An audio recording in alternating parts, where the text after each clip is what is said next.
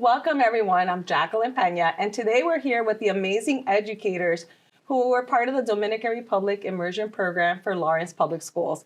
And today's a special treat because we're gonna hang out together and talk about our experiences and what we learned from it here with all of you today. So, I think kind of a rapid fire of who you are, where you teach, and what you teach would be very helpful for our audience members. We're gonna start over here with Leah. Hey, I'm Leah Banks. I'm an 8th grade math teacher and special educator at Spark Academy. I'm Emily Woodhouse. I'm the instructional coach at Spark Academy. I'm Tara De Oliveira. I'm an 8th grade math teacher at the Gilmet Middle. My name is Natalie La Raza. I am a 4th grade special educator at the Oliver Elementary School. Hi, my name is Glendy Perez, and I teach reading, and I'm a special ed teacher as well, and I teach 5th through 7th grade in Gilmet Middle. I'm Michelle Leap, and I'm the data learning coach for the ML department in Central Office. I'm Flortilenia Ten. I am the expert educator for the ML department at the district level. Will Cox, an 8th grade math teacher at Spark. And I'm Juana Espinosa, and I'm a guidance counselor at the Lehigh School. Thank you. We also had some additional wonderful people with us in this journey, including Karen Kaiser, who couldn't be here today, as well as Brianna Johnson. And you'll get to learn more about their experiences in our social media for Lawrence Public Schools. So, with that, are you all ready? Yeah. Okay. Those giggles, I don't know. So, what stood out the most for you during the trip? What surprised you the most in terms of your learning experience? Juana. So for me, it was like, even though I'm Dominican, to be able to understand my history and the culture of my country, it was very impersonal for me to be able to know more and learn more about my culture and the school system as well. Mm-hmm. I'll piggyback on that. Definitely being from Dominican descent, I felt like I knew quite a bit, but with this journey, and we had a great guide that was so knowledgeable that it was able to explain the history at a deeper level and kind of explain to us why Dominicans sometimes have a hard time identifying with one culture or the other, because we feel that we are a mix of 3 cultures, and that's how we identify as a mixed community. Very, very helpful. Anyone else? I think being in the schools and getting to see how communal a lot of the classrooms were and how supportive students were of each other and then of their teachers, that was a really unique experience. And to see the difference and sort of the similarities that students bring with them when they come into our schools was really special. Yeah. I think that community value was present not just in schools, but also in the culture at large. We saw so many places for people to get together and sit and have a coffee or run and play with their kids or just be together. And so that value really stuck out to me too. I also feel like there was a lot of gratitude. Like a lot of our families here in Lawrence are constantly showing their gratitude to us, and I saw that a lot with the students who were super grateful to seeing that we were interested in coming to their schools and learning about it, and super excited to learn that we taught Dominican students as well. Okay. Anything else? I think, what Flor said and Juana, for me, I left the Dominican Republic when I was 9 years old, so I didn't really know a lot of, my culture. And I think, like, everywhere we went, I saw that everyone was so interested in sharing everything with us. And I'm super grateful that, we had the opportunity so that I could learn more about my own culture. Yeah. And I know some of us talked about identity as well, whether you're Dominican born or US born, and trying to bridge that identity. And for me, one of the things that stood out a lot was that conversation and looking at how we can bring what we learn to our Dominican students so that we can help them stay connected with their Dominican identity, especially those who are Dominican American, meaning they're born of Dominican parents in the US and might not travel back home as much. So definitely a good takeaway. All right, are you ready for the next one? That was the warm-up question. We can feel the warmth. This one is about what you learned, but more about, and let me put it this way. This question is really about your students now. What have they said to you because of your experience? What have they shared? How have they reacted to the fact that you've been working for months on this teacher learning community that included an immersion in the Dominican Republic? They've been really proud. Like I've had a lot of students just like they are proud when I told them I was going. They had like endless lists of food and places and things I need to do and like suggestions. And then when I came back, like they're like beaming. We did like an advisory where I had them write some thank you notes to the people who supported us over this trip. And they were super excited, and a lot of them were just like, we're so grateful that you took time to deal with our teachers so that you could teach them about things. And there's just been a lot of pride around it for them, and I'm excited to see that. That's very nice. Yeah. Thank you. I think some of the connections made with students, like they wanted to see pictures when we came back. They were really invested in sort of wanting to know what our thoughts were about the food we ate, the places we saw, because they're places they've been or have heard about and haven't been back to visit. And so it was just another opportunity to connect in a way I hadn't previously. Yeah, with your students. Yes. Yeah. I think my students were pretty much saying the same thing. They were all excited, like, oh, Santo Domingo, that's where I'm from. So they were excited that I was going there. But you guys know I was obsessed with the Carnival Museum, so I brought back the little Carnival guy. And kids that aren't Dominican are like, oh, what's this? So I'm like, oh, teaching opportunity, you know, so I can teach the other kids that aren't Dominican a little bit about what I learned there. And then the other kids can jump in and help out. Very interesting.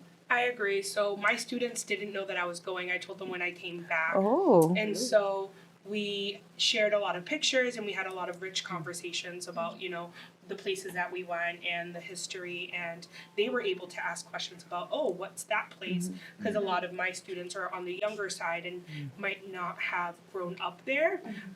And so it was really nice for them to, you know, identify with the locations that I've been to and the things that I was able to do. Yeah. Anyone else? Well, Michelle and I worked together.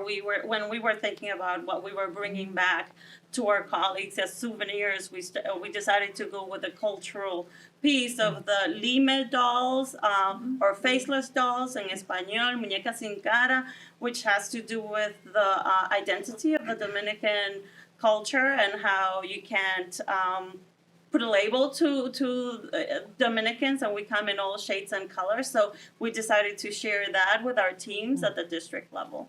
Okay. Very, very nice. Very nice. These are great responses. Now we're going to tie it into what we got out of the experience for our classrooms. So thinking about what were the big experiences, the aha, the surprises, the learning moments. Going back to that first question, let's bring it back to the classroom, to teaching and learning. What did you learn about education and the education system and anything else wrapped around that in the Dominican Republic that can help you be better educators for your students or for the teachers you coach, for those of you in coaching roles? One thing I noticed is that a lot of the classes were set up in a sort of a call and response sort of demeanor, and the students were engaged and they were ready for that, and the questions were more memorization questions. So just having that in mind, that's probably the type of structure that students are used to. So how can we start there and then build on that? I think that's a good question that I'm asking myself. That's a good one. I think they're eager to learn, and our students have the eager to learn and they want to learn how to read. One student say, I would like to learn more fluent. So the kids have a goal and eager to learn in school, and not being able to share with others what they have learned and how well they can read, and supporting each other in the reading as well. Juana, I like that you mentioned the reading part of it, because one of my biggest takeaways was that they do expect students to be fully literate by third grade. And being a special education teacher, just to seeing that not all students surpass the third grade, I think is really helpful. Being an educator in kind of 4, 5, 6 moving forward, because sometimes we get students who, because of age, get placed in the 5th grade class or the 7th grade class, and it's kind of like, well, they only reached a third grade level education because they were not able to meet those reading standards that the Dominican Republic has for their education system. So I think that's really important to acknowledge and also recognize in order to bridge that gap. There was also just a really deep sense of honesty in a lot of the curriculum, particularly in the history classes that we got to observe or any sort of social studies. Honesty about the history of DR or about the different cultural influences that have made it what it is. And so in coaching, I've been able to bring that in to a few teachers who are working on their own curriculum to think about how are we approaching topics that might be really tricky with students, but are topics that they need to know, and also respecting our students enough to know that they can handle those topics when we're presenting them in really thoughtful ways. So that's something that I've been working on was with teachers that I got to see modeled really well in DR. I think similar to what Michelle and Juana said with the earnestness to share what they know. I think I recognize in a lot of my newcomers, they struggle with some of the very, like, you must raise your hand. There's one person talking at a time, and we saw learning happening in rooms where there were multiple people talking and getting up, and it was still very, like, a very rich and organized learning environment. And so recognize that that is a giant leap for some of my kids coming from. And also Natalia and I were talking a little bit early about, like, taking a step back and seeing the broader picture and engaging in that joy to learn. It can look different. It does not have to be kids sitting up straight, writing all at the same time, doing everything at the same time. Like, it was nice to see the joy and the earnestness, and I wonder how to bridge that gap here and encourage joy and collaboration. Yeah, to piggyback off of that, I feel like education over here can sometimes seem very individualized, very like you have goals to meet, you do what you need to do in order to push yourself forward, while like the observations in the classroom over there, the classrooms were very community based. Like, if you don't know it, that's okay. Let's talk it out. Even though it was very, what did you say? Like, call and response. I feel like that's true when it came to like the interaction with the teacher. But there was a lot of student to student engagement. And like grabbing a pencil from your neighbor, like if you didn't have it, it wasn't like a bad thing. It was like, let me just go grab that for you, and be willing to give it. And I know one of the teachers said that once the students are done with their work, if another student's still working, they are expected to go and help that student, which I thought that was awesome. It's that blending of that sense of community that we saw outside of the schools, within the schools. We saw a couple of other things that were interesting in the schools. I'm thinking about we talked about structure, right? How the classes are structured. We saw different class sizes. We saw really big classes with 30, 40 students, and then we saw smaller classes. We saw classrooms that just had one instructor, and so that community feel became very important because there's no parents, no one else. You have 35 students and one teacher. So it was an interesting thing to look at there. We also looked at curriculum. So I know we talked a little bit about curriculum a few minutes ago, but you got to actually learn about the curriculum and see the government curriculum and then the documentation provided to the schools, and then how the directors break that down, and then how the teachers take that into the classroom. Tell me a little bit more about what you saw there in terms of the curriculum that can help you as instructors. So my big thing, and I focus on the math since I'm a math teacher, is looking at that curriculum, and we had books of like tests that the kids had to take in certain grades, and I'm looking at it and realizing that I think it was a 6th grade when I was looking at is not what our 6th graders are being taught. It's younger grades for us. So I'm always wondering, you know, when I get my new kids that are put into an 8th grade classroom and they're struggling, and it's like, it's because they haven't been taught certain standards that we just assume that they have or expect them to have it, but this cultural difference is causing them to be further behind in addition to the language. An example of that Leah and I observed was we observed a 6th grade classroom that was just learning fractions. And we were like, wow, we learned fractions as early as 3rd grade. And by 5th grade, they're expected to be pretty fluent in fractions with many denominators. So that was definitely They one of weren't the adding or subtracting. It was just the concept of what a fraction is and what Right. the 6th grade class was doing. They had to draw like a visual of it, and some kids were really struggling. I think also seeing the national curriculum and how different it could be implemented across the schools based on the director also makes me think that like we don't have a centralized curriculum, and so we've all been talking about how different even within a student, like not only moving from DR but from school to school in Lawrence, and the need for just increased communication, not being scared to send an email to somebody, be like, hey, where'd you guys leave off at the Arlington?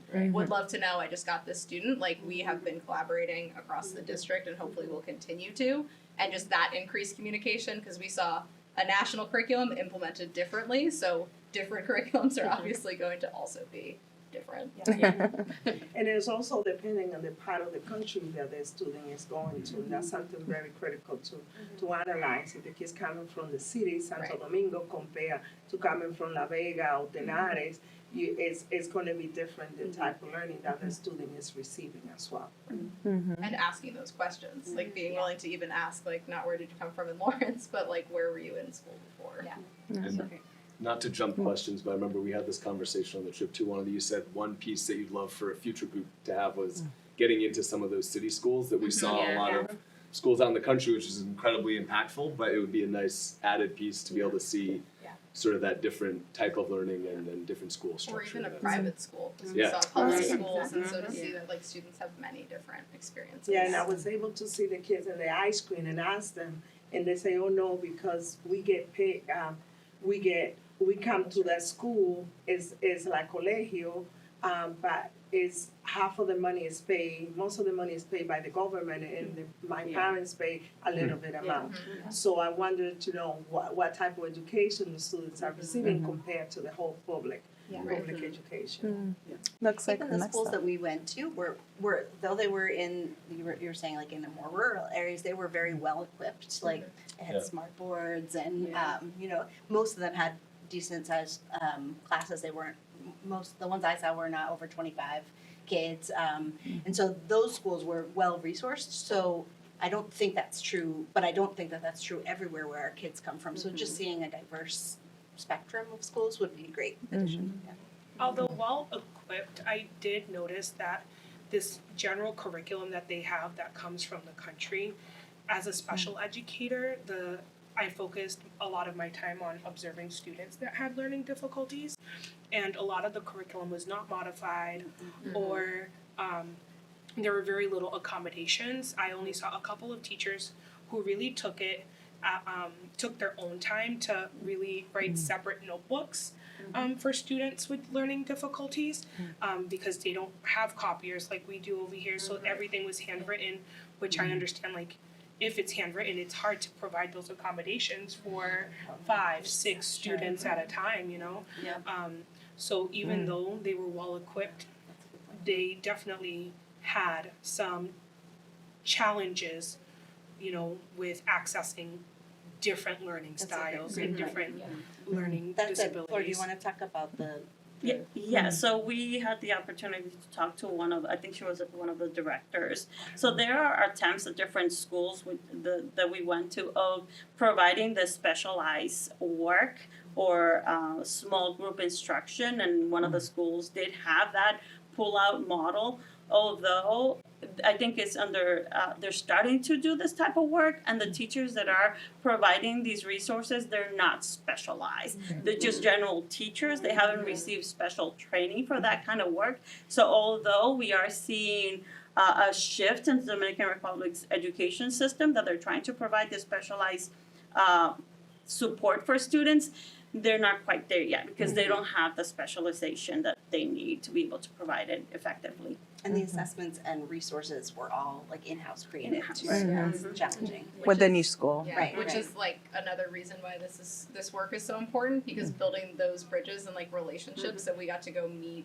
teachers and directors in person, and to think we could one day work with the school in Tenares to develop that, I think is like so impactful, because like we said, we were recognizing we had kids say that my cousin lives in Lawrence, or I go visit my aunt there, knowing like we have the same children, like similar years. So like I just think that building the bridges between the two like professions could be really cool. And I even noticed too in one of the 4th grade math classroom that even though one of the students wasn't going apart with the class, the teacher had him work on some skills that he needs to be accounting with the cap of the bottle of the Coca-Cola. So utilizing those skills to be able to help him to where he needs to be, in spite of not having that ability to specialize in trust. But the kids were still engaged. He wasn't just wandering around. He was also part of the math, but in another level where he was at. But I also think it's accessible because the rigor is lower. Yeah. It's not as cognitively heavy. I felt like when I observed the types of lessons that they were doing over there. As Michelle said, it was very call and response instead of like application. application or even like More memorization Yeah. than deep analysis. Yeah. That's what we saw anyway, right? Yeah. And I think like there's something to be said. Every kid could be engaged when they were copying it down, and that's one thing to take away. Of like, are there activities where every student can be engaged doing the same thing, and then how do we get to the next level of Right. making sure it's an appropriate rigor How can you level? start there and then build on that to get deeper? Right. Yeah. So, and that's an important thing. I think that we are tasked, to be able to spread this information, Yeah. because that common problem of practice that we have when we have all our newcomers. And I just had a school quote me that like 70% of the students that went through the RTI process were MLs, and because we're over referring students for special ed or for interventions, because we don't know the nuances. Is it a language issue, or is it just they haven't been taught these skills, or is it a special ed? So like, as a district, we definitely need to build those skills to be able to identify the nuance of those difficulties and challenges students are having. Access to the curriculum, I think, is a big one. What you brought back from this immersion is going to make such a big difference in trying to identify what are the true needs. Is it cognitive overload we're going into? Is it too independent or some kind of something different? So it'll just help you kind of think about how you're teaching, but then the assessment process also help with that. Just thinking about that high expectations, but high support, right? Yeah. And like the expectation before may have been copy down the problem, and if you write slow enough, you'll be done. Yeah. And now the Right. expectation is, no, the problem's in front of you. You need to be doing it. And I'll notice frequently my kids are copying down every answer from the answer key, and I have to repeatedly be like, that's not the point. And like Will and I discuss, I'm like, oh, this is such an aha moment. Before they were used to what's on the board is that's how I get my work. curriculum. Right. And so I think that was really striking to me and very obvious when I came back and I saw my newcomers copying, and I was like, oh, duh. No. Now I know. Very insightful. So I have this image of bridges now, building bridges. And I know this is our first, and there are many other cultural bridges, other bridges to help us connect cultures and curriculum across the countries our students are from. So this is the first, and you're already doing that. So let's talk a little bit about, and I know you've only been back for less than 2 weeks and barely slept because you went right into teaching. And MCAS. So let's talk a little bit about takeaways. What have you already been seeing? And you just had that great example about that aha moment in your classroom. What are you already seeing and doing in your classroom because of this experience? And what do you think you'll be doing differently next year because of this experience? So this is the application part. Dun, dun, dun, dun. No pressure. Laura, do you want to talk about the newsletter? Oh, sure. So we, Michelle and I have been brainstorming ideas on top of the muñecas sin caras that we brought back and started distributing it at the office. We also talked about the ML department sends a weekly bulletin to all ESL teachers and lab facilitators, and we're thinking of including a cultural note in there, and hopefully we will be able to do the same for the principal's bulletin that goes out on a monthly basis. Another thing that I forgot to mention to you too, I went to a PD session for milk the other day, and they also had, how I've been saying we need to build a resource base of different cultural. So there's a school district that has a bunch of them already done, and they shared them with us. So I have to get the links to that so I can share with the rest of the group, so we can have a lot of different variety of cultures represented. So, so those are some of the things that we have been talking about that we want to do. Yeah, and talk a little bit more about that resource. You're talking about books and resource materials for teachers. Yes, that. So in the past, whenever we've gotten a new culture into our classroom, it is up to the teacher to do the legwork and find the right books or resources or videos to learn about that student's culture. So I think we should, as a district, and with this initiative, it's a great way of having those resources easily available for all the staff members for LPS. So we're hoping that we can create that and with all of our help and resources that we might gather. Thank you. What else? So we're thinking about what are we already doing? What are we thinking about doing next year, next school year, based on this experience? Your several months, 4 months of working together that included that 10-day immersion. I'm finding in the social and emotional piece is that as a district we need to look into, because that's something that I was didn't see much over there to really to teach the kids about the social and emotional needs. I saw a lot of posted about social and emotional, but that is not being taught, and this is where we're having a lot of difficulty in the student being able to identify and express their feelings and be able to talk about it. And be able to adjust, because it's a new adjustment coming from another country, no matter what country you're coming from to this country, to adjust to the school setting, to the curriculum that we already been talking about. So to be able to have that connection with the kids, that the kids can be able to have multilingual counseling, multilingual groups to talk about those emotions and adjustment that goes through. I didn't think about that, Juan, like that they're not doing that at the school system, but then I'm also thinking, being Dominican, it's like, we don't talk about Bruno, right? We don't talk about feelings. That's not what we do. We keep it inside. So it's something cultural that we need to be taught to do, right? That's a good point. I agree. In talking about the SLE, I feel like when we were visiting schools, there were a lot of mention of like dysfunctional families and how a lot of the families that they serve are not families that have a mom or dad, or if they do have a mom or dad, like they might be over here in the United States, and then their child is in DR with either a relative, a grandmother, an aunt, and how that may impact, their emotional health as well.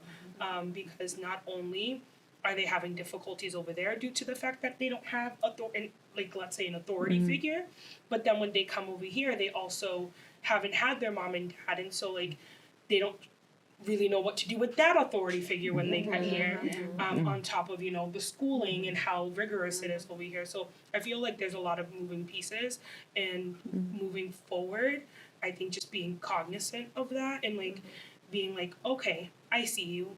There are other things that are important right now. So just like seeing the whole child and not just like the academic piece is really important. I think what parallels that is they're seeing that, I don't want to say it's like an issue, but a phenomenon happening over there where they're missing a parent because they're here, but we also have kids here that are facing the same dilemma. So like just to let like not just the newcomers, but there are kids that are already here that they can connect with and be like, oh yeah, I'm not living with my mom or dad. I'm living with another relative while they wait for someone to go to another country. And just being really mindful about all the resources that we do have available in our district and how we can be that liaison to help those families get what they need. And I think as a district of a majority white educators and a majority Hispanic, specifically Dominican students, I think it's important that we are actively providing teachers and educators some sort of context for the students and like cultural context about the students, and not shying away from, here are big issues the nation faces, here's the history, here's the education they're receiving, and like being careful about not painting broad strokes and stereotypes and biases, but like actually getting curious and talking about it. And like that is a huge undertaking, but it's necessary. I think we have 78% educators who are white, like lead teachers, and something like 95% of students who have Hispanic backgrounds, and that like Dominican Republic is not going to encompass everything, but it is really driven home for, I think we've been talking about this, the need for our staff to have actually culturally responsive training specifically about our students, not here's how you engage with talking with somebody who's immigrated here from another country, but here's specific challenges like families who are separated, like immigration, like issues that our students and families are facing. And that is like what I would really like to dive into on a school level, because I think it's impossible to continue doing the work without doing that. Yeah, very insightful, and at district level across the schools. Obviously, Okay, this is very insightful. Does anyone else want to share any final thoughts before I go into some fun, quick questions? But Well, I know Glendy and I, since we're at the same school, we've been talking more so, we always want to get more family engagement. So we're thinking next year we have our felt team with like the former PTO. Just things that we can do around that to get families more engaged, pulling in some of this new knowledge, and including like a multicultural night. So Juana will be hitting you up for that. Yeah. She's hired.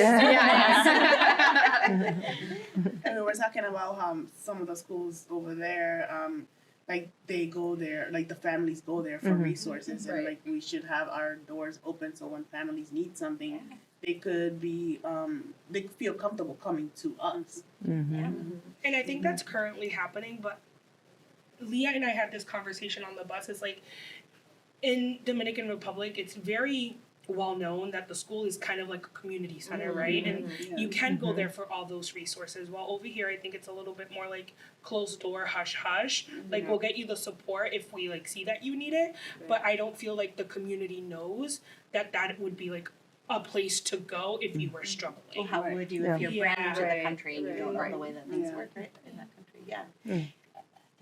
Oh yeah, the embrace WhatsApp. I was going to just like we were talking a lot about. We all had to embrace WhatsApp to communicate with one another there, but also our families from the Dominican Republic are used to using that resource to communicate with schools specifically and their friends and families as well. But it's just such an easy way to use a resource that families are already using and get them the information that they need. And also we talked about schedules might be tight. Maybe a parent is working when you have time to call, and so it's hard to match schedules. But if you have those asynchronous phone calls by leaving an audio message, they can also like get back to you whenever they have time, and it's just a really nice, easy way to open that door of communication. Embrace WhatsApp. Like, why is this the first time that's occurring to me? So I talk to my friends all the time on my drive. I could easily be doing that. So I think we all have that new slogan, right? Embrace WhatsApp. I want to close this session with each of you sharing just one memorable experience about the learning experience as an educator. One memorable experience as an educator that you're bringing back. And I know I'm going to give you a moment to think about that, but as you're thinking about that, we had 10 intense days in the Dominican Republic. We were learning all about the culture from the historical sense, religion, values, food. We learned about music and the history of that, the Taínos. A lot of students don't know about that rich history before Christopher Columbus in terms of Dominican Republic history. And of course, a lot of time with our schools, looking at the curriculum, sitting in classes, working with students, meeting with school directors and regional directors. It was quite an intense 10 days of learning. And so I'm curious to know from each person, one memorable learning experience, a takeaway. I don't know if this is, my learning experience that's popping out in my head is going into the caves. And that was, we went to two different caves. One was cenotes, and they were areas where they performed like religious ceremonies and things. And then the other one was, that one was more touristy, the Tres Ojos, right? Tres Ojos National Park. And then there was another cave that we went to that was really off the beaten path, and I'm so grateful that you knew enough about the place to bring us there. And we got to go in with our really knowledgeable guide and have this authentic experience in which we all turned off our lights and sat in the cave in darkness for, I think it was only like 3 minutes, but it felt like an eternity. And just like the silence and the darkness was just incredible to have that experience, and then to learn about the history of the Taíno people and how the caciques used those caves to go and have conversations with God and wrote their visions on the wall. We actually got to see the wall paintings and all of these really amazing things. And that just made me reflect on, that was so meaningful to me. That's going to stick with me forever. How do we create more opportunities that are so engaging for our students, really authentic for them, so that they can feel that they can be there, they can really deepen their learning through true experiences? I thought that was a neat experience. And then one really memorable activity or thing that we did was just when we were in one of the schools and the students were performing during gym, the things and activities they did during gym with the music, and it was just wonderful to see that just how dynamic and happy and how active they were and what they were able to do, but also the entire school dynamic. And I think I talked about this with Leah or Emily, I'm not sure, but we talked about how open and airy and it just feels so outdoorsy, but they were still able to focus when they're in the classrooms, even though all of this is going on around them. And it just made us think about, it's like, oh, no wonder we get so depressed when we're here and the winter months are so long and there's no sun in sight. So thinking about that emotional, roller coasters that the students are going through, going from tropical weather to, but it was just wonderful to see how it all came together. I think getting to see, obviously the classroom visits were phenomenal, but there was one teacher in particular who her children were all pretty much doing what they're supposed to do, and so she kind of stopped her whole lesson and was like having conversations with all of us, and she was such an open book and was just so welcoming with the information that she was sharing and wanted to know a lot about our schools, and then had a lot to share about her classroom. And just seeing that every classroom we went into, teachers were so open to wanting to learn what was happening here and wanting to hear what the experience of for a lot of their kids that they had sent to us previously. So that connection really stuck with me, to get to hear how welcoming she was of us, and then wanting to know I want to be there, I want to see what's happening in your schools as well. So that moment stuck out for me. Every moment on the bus was one of the crazy thing to say. I understand that, but hearing Raphael's little mic turn on and then all of a sudden perk up because he would just start saying something so beautiful or enriching about the countryside that we were driving by, and to just have driven from Santo Domingo all the way to Puerto Plata and see all the traffic of everybody coming back in from Holy Week, and just experience it in that way with someone who would just pop on and be those are banana, this is the history. By the way, here's something devastating that happened or is happening, and here's something extremely positive that I'm looking forward to the country growing. I think most of my notes, despite all the photos of me typing at all the other places, so many of them came when Raphael would just get on and give us those little tidbits, and that was a big learning experience of I need to ask more questions from everyone, and especially people who are knowledgeable, because he just would want to share something and be hey, look here. And if you were talking, he called you out on it. Yeah, exactly. But in one sentence, saying the bus sounds crazy because there were so many other things that happened. But I think you'll miss our father, right? The father.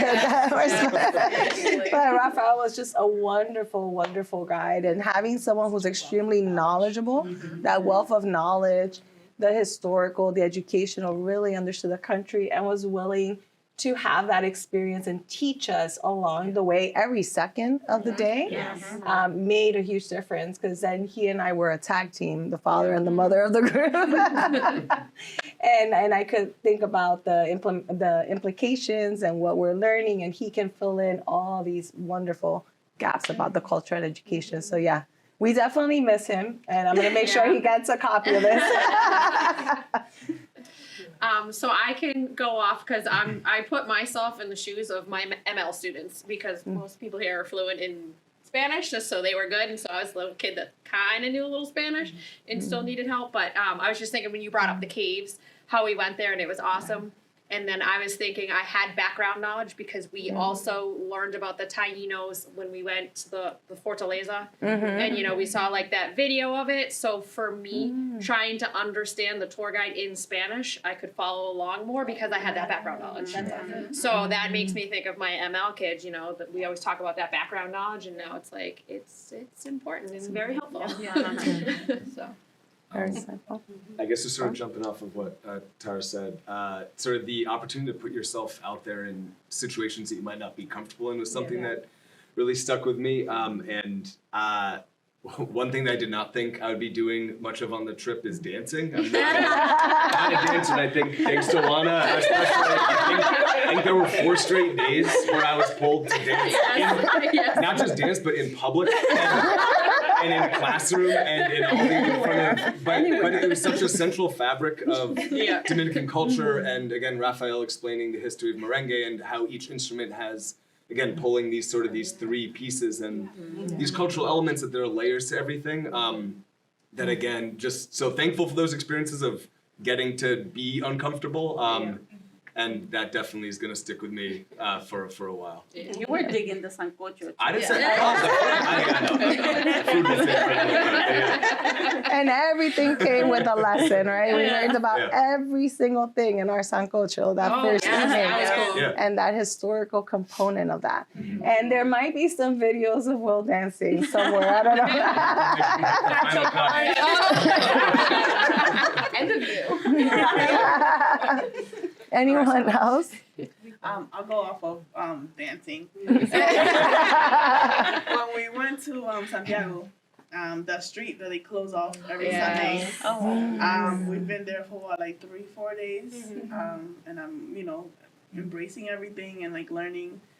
But at that moment, like when we were there, that's when it really hit me. Like I felt like I'm not Dominican. I'm not American. Like, what am I?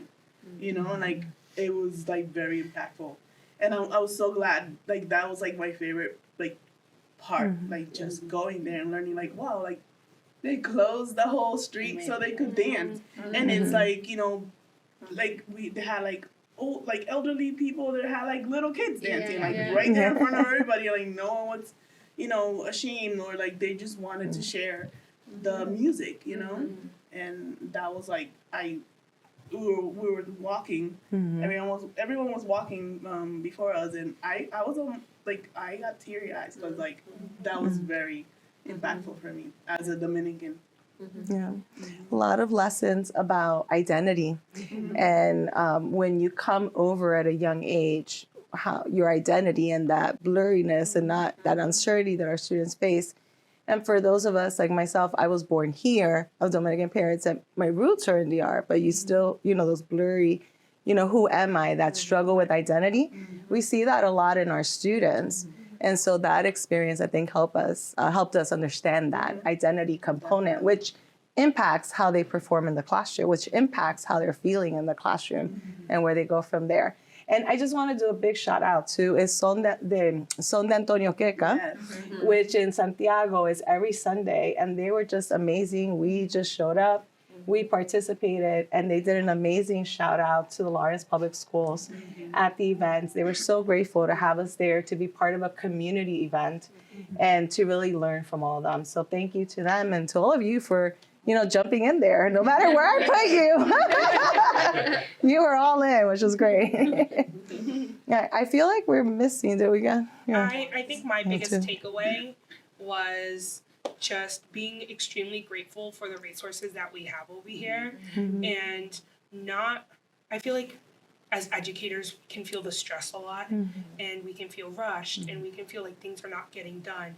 And it's like taking a step back and being like, we're doing all these wonderful things for our children every single day, compared to what happens not only in DR but around the world, no matter like where our ML come from, and just being really grateful and finding ways to leverage those resources that we have is probably one of my biggest takeaways. Just like, take a step back. What can we do? It's not a big deal. Like, they will learn regardless, Yeah. And I will piggyback on that, the teachers' happiness of teaching and giving back to the kid in spite of not having all the resources in the classroom. And also another thing that struck me the most was the students saying about the news in the morning. One of the classrooms that we went to, he was talking about the news as like what we do here at morning meeting, but he was saying like the new, today is Zay died, and to be able to share that. And sometimes kids know about the news and we kind of not let them share the news. It's important for them to talk about what is happening in the news. Yeah, very impactful. Thank you all for sharing. I want to say for me, it was such a wonderful experience to be a part of that 10-day journey with you, and the 2 months in preparation, well, 2.5 months in preparation for that we had our own journey here before we actually got on a plane. I think that we have amazing takeaways from this experience, and we just got back. So, we're digesting, we're processing, we're thinking about application. How do we share this with other teachers? How do we help with professional development? How do we mentor? Not even 2 weeks back, and look at us already. And I'm really excited to see what we do next and how we take this into the new school year. So I just want to thank all of you for doing anything. I said, okay, we're going to a cave. We're going to sit on a plastic chair. We're going to go to a community event. Thanks for your planning and for your resources and your network. And I mean, you made this experience incredible. Thank you. It was No, seamless. Yeah. Thank you. Thank Intense. you. Intense. I am an intense human. You were But it was definitely memorable. I think we have a lot to take away. And I do want to thank our Lawrence Public School District for creating this opportunity. Yes. It's the first. It's the first. Yeah. To our superintendent, Ralph Carrero, who listened to our educators and saw the need and made this possible. And to our deputy superintendent, Carlos Matos.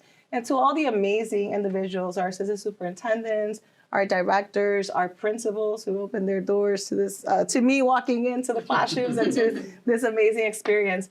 It takes a village, and it was the LPS village. But these, we have these 11 amazing educators. I kept saying 10, sorry about that. 11 amazing educators with us, 10 currently in the room with me in this journey. And so thank you for being a part of that. Thank you. Yeah. Thank you. Woo.